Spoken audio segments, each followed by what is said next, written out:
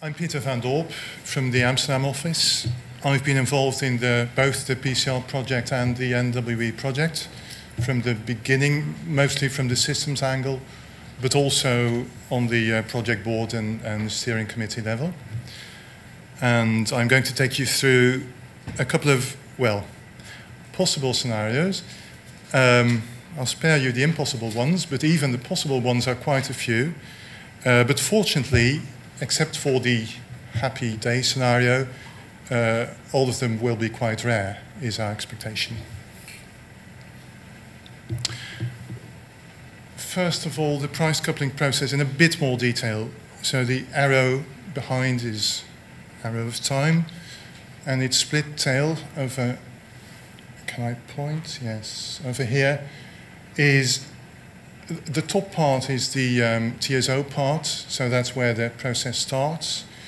TSOs calculate ATCs and or flow-based parameters, which is the case for continental Europe in a few months from now. And network constraints and submit those. Below this bottom part is what the power exchanges do. So they receive orders, they aggregate their order books, and they submit their order books. And all of that goes into the coupling, which is over here. Coupling done by the PMB system, as it's called, of PCR, which calculates the prices for the entire coupled region and the net positions, so that's the import/export positions of every market area, and the flows between those market areas. At least some of the flows, because in a second stage, some of the other flows are calculated. The system calculates all the flows except those in the CWE region, which is Belgium, the Netherlands, France, and Germany. Those are being calculated by the TSOs. What also happens over here is validation of the results, first by the power exchanges, then by the TSOs. And that is the entire coupling. Then you have a post-coupling part, which is called, first of all, shipping, which is about the cross-zonal clearing and settlement, and the cross-zonal nominations. And lastly, there's the distribution of the congestion revenue, which goes to the owners of the interconnectors.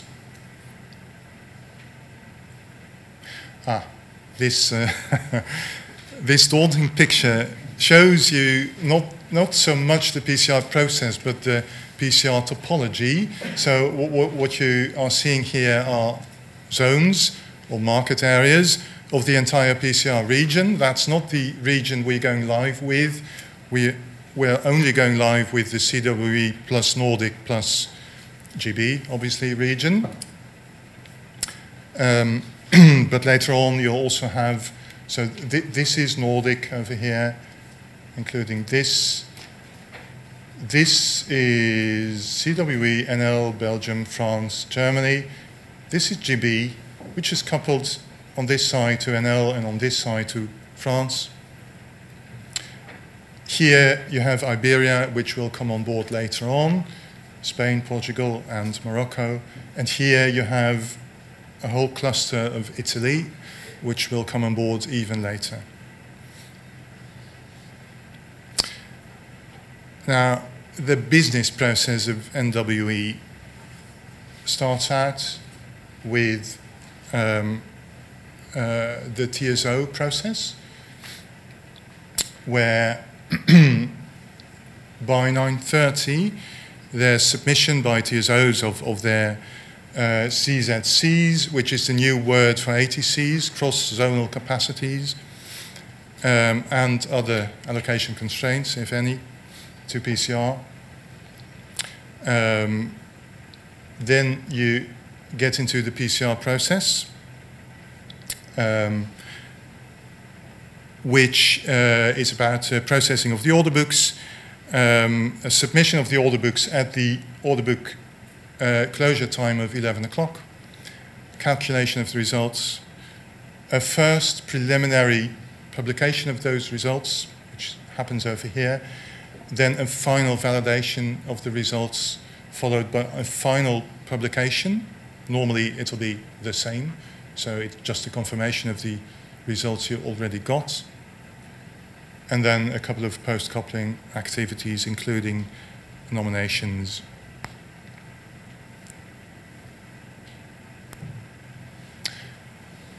So here you have the process timings. This little blue block of 55 minutes represents the normal process, and you'll find it back in many of the following slides. And this shows what it contains. So it starts out with the order book gate closure time at 11 o'clock, which is followed by the check of the order books and the sending over, for which we take 10 minutes. Then you have the calculation, for which we set aside 17 minutes, but that is including the sending and receiving of the data. A preliminary validation by the power exchanges follows. So we see if the results, we check if the results are consistent with the order books, with all the order books submitted. If that is all right, as it will be on normal days, you get a preliminary publication at 11:42 of the market clearing prices and all the cross-zonal flows and the net positions. That is followed by the TSO validation, which again takes a bit over 10 minutes max, after which the results will be final, 11:45. Process is delayed, this says. So these are all the cases which you might run into if your process is delayed. The normal procedure, which is the blue block you saw in the preceding slides, is over here. So that takes you to the target time. Then there is some extra spare time to solve issues. Normal procedures can still apply after the target time until a cutoff, which is the cutoff time for decoupling. So if anything is wrong, anything, whatever, we obviously try and set it right. But if we are unsuccessful by the decoupling deadline, then we will have to decouple. So this top part here is the normal process. Then here, the purple part is the backup process, which is really a set of many processes. For every normal process, there's also a backup process.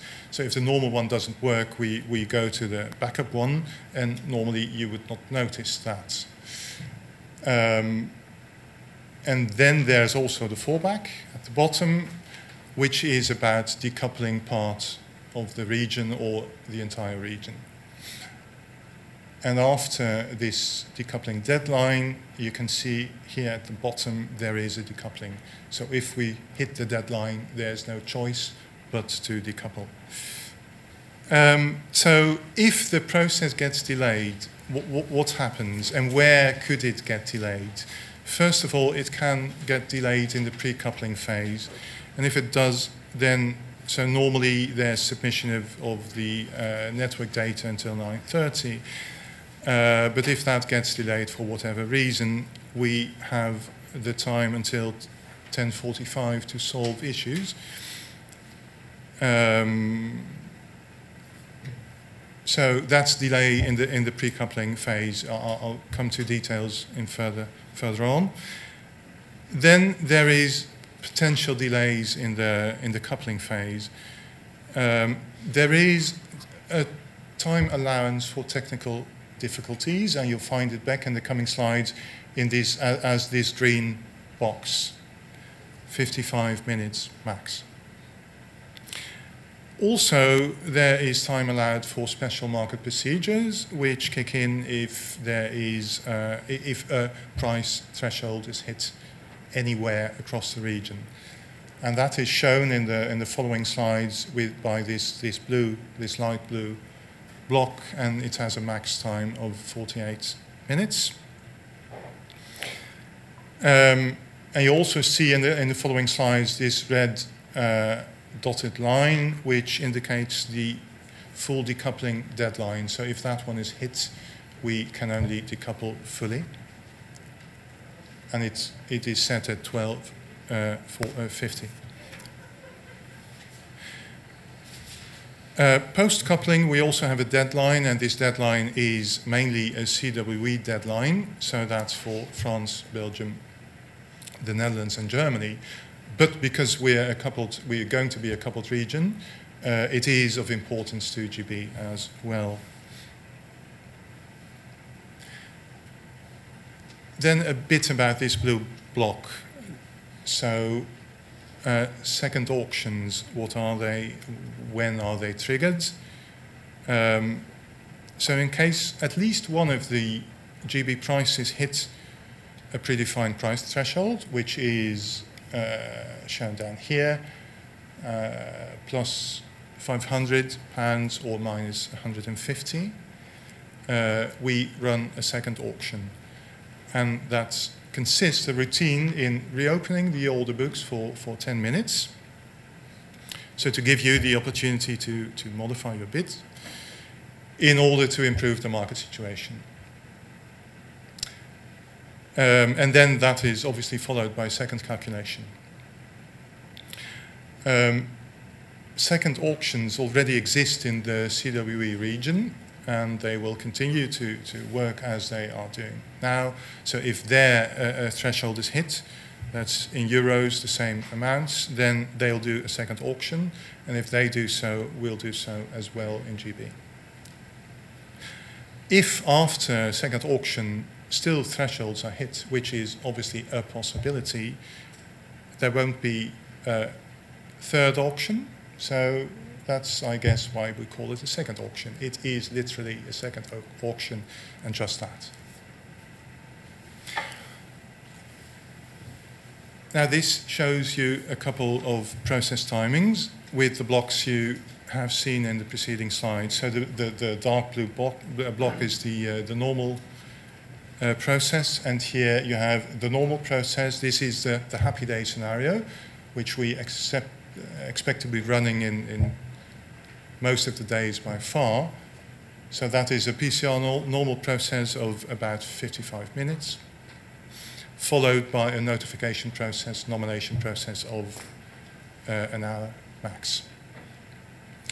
And then there could be several delays. So here, case one, you have a delay of a technical problem, which might be anything, but you can think of a system is supposed to transmit data, but it doesn't do so, so we have to resort to backup, which might be email sending or whatever, and that may take some time. So up to 55 minutes, which is the green block, and then followed again by the grey notification. Here, in cases 2A and B, there's a special routine, so that might be a second auction over here. And also in the Nordic area, they have different special routines. But because we're going to be coupled, we will also have to wait for those special routines if they kick in. And lastly, the two could be combined, but because the blue blocks, so the light blue ones, so the special routines have a preset timing, always 48 minutes in our case of second auction. The green blocks, which may come before, so technical difficulties, are being compressed to, well, 7 minutes over here, and a bit more in the Nordic, because that is a shorter blue period.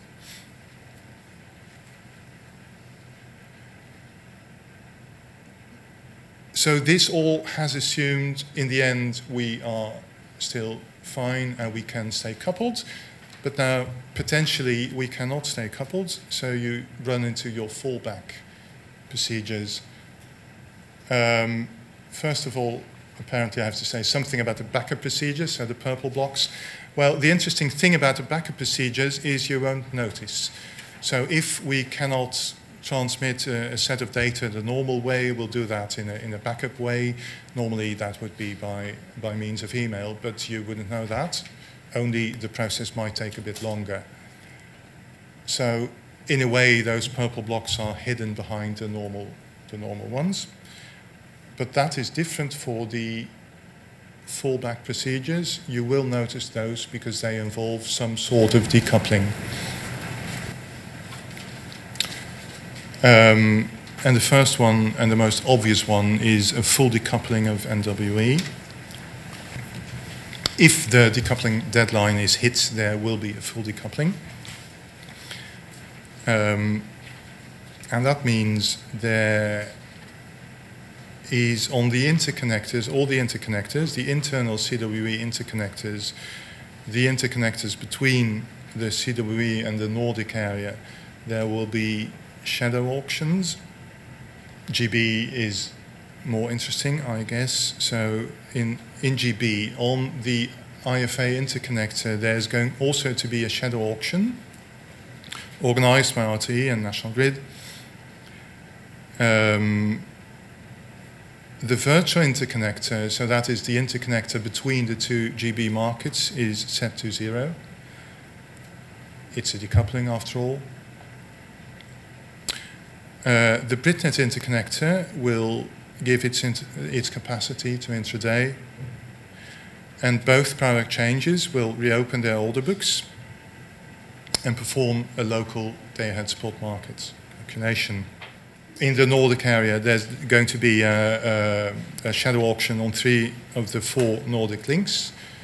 The 4th one takes its capacity back, that's Baltic Cable, and a rerun of the Nordic price calculation. Nordic area is isolated but connected internally. Shadow auctions in continental Europe, I don't think are so interesting for this group, are they? I'll just skip them. Here you have the full decoupling scenario graphically. So it results in a couple of local matching processes. This green sign indicates a local auction. So you have 2 local auctions in GB because you have 2 disconnected power exchanges. And you have a local auction in the 4 CWE countries and one in the market-splitted Nordic area. And on the interconnectors, at least on the red interconnectors, you have shadow auctions, which precede the local matchings.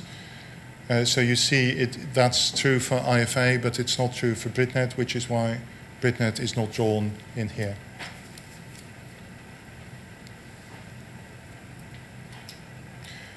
Now, this is not so interesting for GB.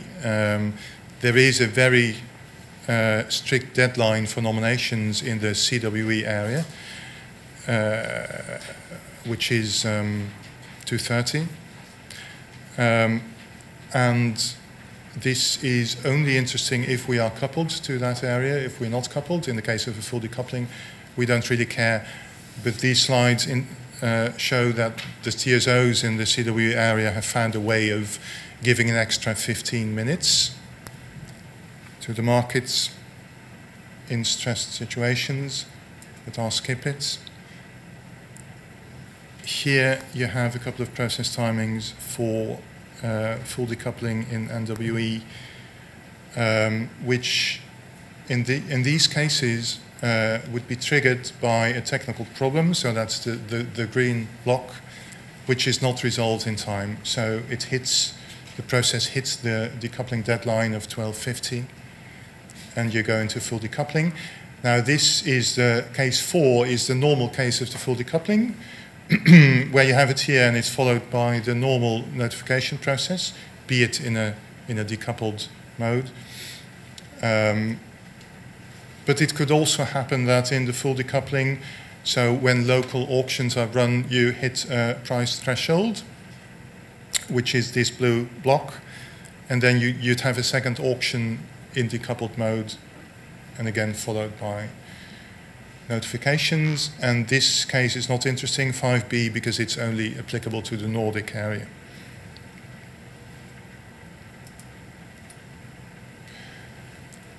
Now, it could happen that it's already known in advance that there will be a full decoupling, and the most likely scenario there is if there has been a serious issue with the systems the day before and it has not been resolved on the day, then we will announce a full decoupling up front, which means the process starts out with a full decoupling. So it starts out with the red block. And then again, inside this full decoupling, there could be a technical problem and there could be a second auction.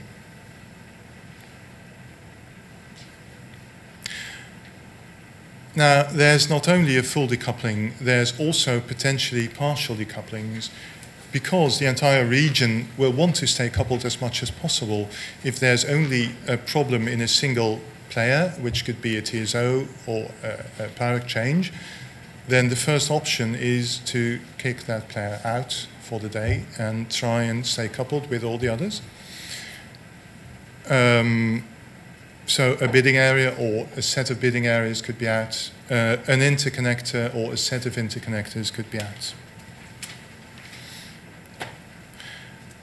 And this could be triggered either during the pre-coupling process, which is until the cutoff for that process of 11:15, or during the coupling process, but only until the partial coupling deadline, which is at 11:40. And there's many of those decoupling scenarios, and I think all of them are shown graphically to you here. So this is one where Nordic is out. So presumably something is wrong with the Nord Pool Spot order books, and they decouple from NWE. So that means they run their local auctions, market splitted in the entire Nordic region. There's on the Nordic CWE interconnectors, there would be shadow auctions, but this remaining area stays coupled, and this purple circular arrow is the PCR matching process. This is another one. There's just one interconnector which cannot stay coupled, which is Norned in this example, between Norway and the Netherlands. So that is out. There we have a shadow auction, but the entire region as such stays coupled. This is one where EPEX has no order books, at least not in time. So EPEX decoupled. And that means, well, obviously France and Germany are out and they do their local matching processes. But also Belgium is out because the CWE region technically, and that's a TSO technical issue, can only be fully coupled or fully decoupled. So if EPEX is out, then CWE is decoupled internally, and the CWE internal borders all have shadow options. But GB is still coupled to the Netherlands, and through the Netherlands also to the Nordic region, as you can see, and this PCR matching process comprises all these orangey countries. APX order books could be missing for NL and Belgium, in which case, again, CWE is fully decoupled. NL, Belgium are isolated, but GB stays coupled to France, and this is interesting, it stays coupled to France, but there's an explicit auction on the French-German border.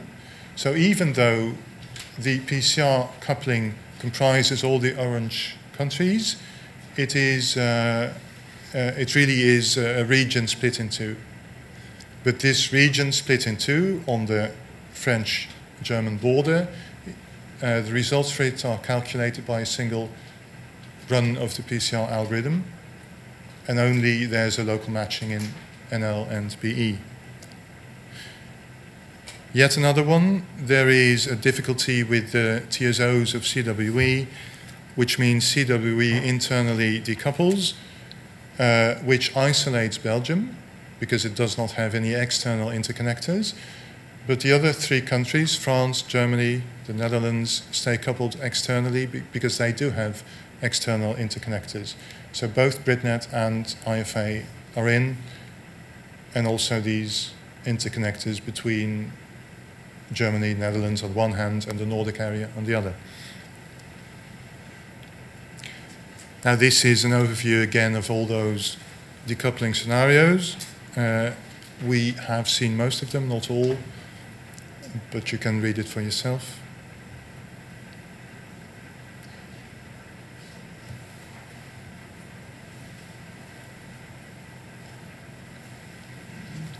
There could be a partial coupling known in advance.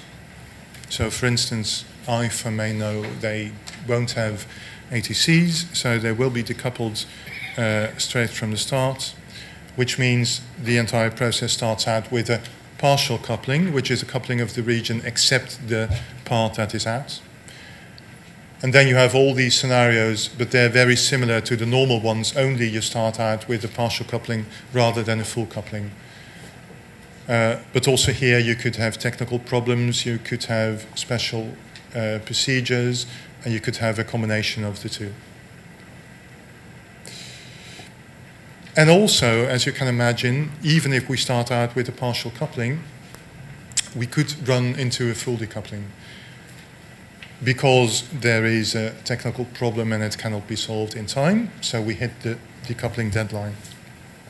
And again, all these scenarios are very similar to the ones where we start out with a full decoupling. And this is the other case where we start out with a full coupling, but before the partial decoupling deadline, which is at 11:40, there is a problem and a part of the region has to partially decouple. So you start out with a normal process, then you have a partial coupling. And again, this could go wrong and you could run into a full decoupling. So you can imagine there's a couple of scenarios here as well, which you can see. And that brings me to the end, all of a sudden. Questions? So in a decoupled situation, you might expect that the two GB power exchanges stay coupled to each other. And that's your question, why don't they? That's correct, yes. The infinite capacity line, virtual line, is set to 0. Maybe Howard or Arnav, do you want to take this one? Because we've got the choice of keeping it coupled or not coupled. Our preference is to keep it coupled. One of the other GB hub members' preference is to keep it uncoupled. As they won the tender for the GB hub, their preference is the one that's being adopted. We don't think it's a sensible idea to decouple them, partly because with the MRCFDs, it's better for the market if there's 1 GB price. So we have a strong preference for keeping it coupled. We're talking to DEC and Ofgem about that at the moment, but DEC and Ofgem don't really have any say on these processes. They don't have any regulatory tools to fix those kind of problems. We express a strong preference for keeping it coupled. One of the other members in the GB hub arrangement has a preference for uncoupling it, but I think with the decoupling procedures, I guess my question is, how often does it happen? Well, expectation is it'll hardly ever happen, but of course we don't know yet because this is a new coupling and we'll have to see. But the CWE coupling, is that decoupled often? I think we lost 1 coupled day in the CWE period. So it's something which happens less than 1% of the time. There's a lot of procedures behind it, mainly because it has a big impact on price formation. And that's where the risk for the market parties comes in. Is if there's decoupling, then it has a very big impact on price formation. And that's why there's so many procedures to try and prevent it from happening. So in GB, it should happen less than 1% of the time, or much less than 1% of the time. But we still have a strong preference for keeping it coupled. I mean, I'll just add to that as well. I think it's in market parties' interest to make a question, is that the GB party, why they don't want to keep it coupled. I think we've as Olaf said, we've had a strong preference. We've approached the regulators for this. I think if that's something that you would want, which I think would make sense, then I suggest that maybe taking that to them directly as well. Yes, so if just BritNet is decoupled or just IFA is decoupled, the two GB power exchanges stay coupled to each other over the infinite line.